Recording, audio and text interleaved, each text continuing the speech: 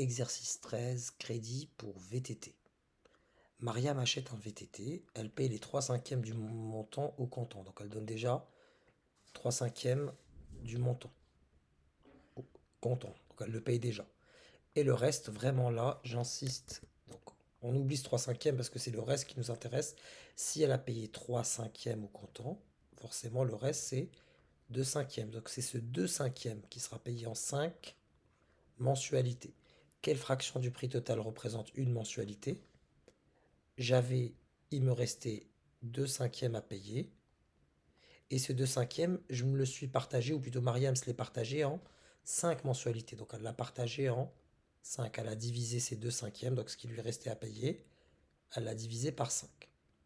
5, c'est 5 sur 1. Autrement dit, je suis amené à diviser par 5 sur 1, c'est-à-dire multiplier par l'inverse de 5 sur 1, à savoir 1 sur 5. 2 fois 1 sur 5 fois 5, autrement dit 2 sur 25. Quelle fraction du prix total représente une mensualité? 2 sur 25. Quel est le montant d'une mensualité si le VTT coûte 140 euros? Donc là, c'est hyper intéressant. On sait que le montant d'une mensualité, si...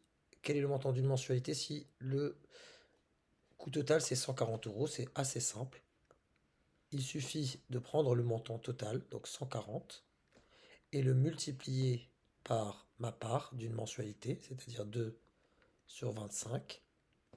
Ainsi, j'aurai du 140 fois 2 sur 25. On voit apparaître 140 comme étant 28 fois 5. 5 fois 28 fois 2, le tout sur 25 qui est 5 fois 5. Je supprime mes facteurs communs. Il me reste 28 fois 2, 56. 56 cinquième, qui me donne environ, si je le tape à la calculatrice, 11,2 euros. Est-ce cohérent ou non? Voyons voir. On a dit le montant d'une mensualité est de 11,2.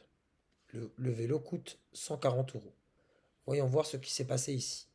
Elle a payé 3/5 au comptant. Donc elle a pris 140 fois 3/5. Ça me donne 140. Ça, c'est pour ce qui est au comptant. Au comptant. 3/5. Donc ça me donne 140 fois 3 divisé par 5. Ce qui me donne, autrement dit, 5 fois 28 fois 3 divisé par 5. Le 5 fois 28, je l'avais déjà fait apparaître ici pour 140. J'élimine mes 5. Il me reste 28 fois 3 qui est égal à 84. Donc elle a payé 84 euros comptant. Puis, il y a eu les 5 mensualités de ce qui restait. Et on a stipulé que c'était égal, même c'est pas environ, c'est même égal à 11,2. Voyons voir. 11,2, je l'ai payé 5 fois, en 5 mensualités. 5 fois 11, ça fait 55. Plus 5 fois 20 centimes, ça fait 1 euro. Ça me donne 56. Maintenant, voyons voir si mes 5 mensualités plus ce que j'ai payé au comptant me donnent bien la somme du vélo. 84 plus 56, ça me donne bien 140. Exercice particulièrement difficile parce que là, pour le coup, on doit passer de l'écriture, enfin, de la fraction à une écriture décimale. On n'est pas habitué à ce genre d'exercice ici. Il fallait donner le montant exact qui tombait exactement sur 11,20 €. On aurait pu poser le calcul. 56 divisé par 5, on aurait abouti à la même chose.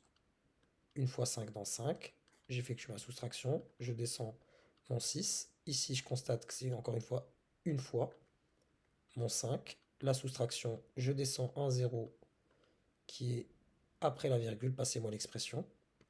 Donc 1 qui est rejoint par un 0, je mets la virgule ici, et 2 fois 5, ça donne 10.